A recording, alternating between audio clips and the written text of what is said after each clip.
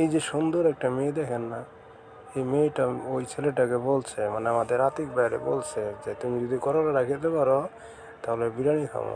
সেই কথা, যে কথা সেই কাজ।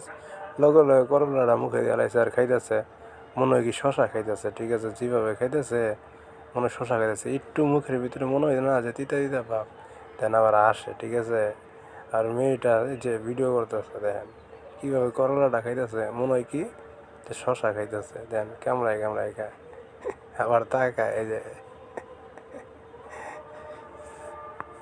আমি আবার কইছি ভাই যদি তুমি খাইতে পারো পুরোটা তাহলে তোমার একটা সিগারেটের চা খাম, পুরো হুন্ডা খুশি ব্যাপারটা। ঠিক আছে, এই যে খাইয়া রেখা দিল উপরেরটা। ঠিক আছে, হ্যাঁ, উপরের ডি খাইয়া মাঝখানে রেখে দিলে যে আবার হাতে নিচে যে আবার কামড় দিয়েছে আমার কথা শুন না।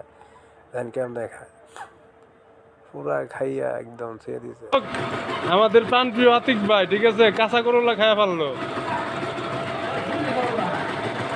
খাইয়া সরকার পতং না কি তাই কেউ হাসা আতিক ভাই?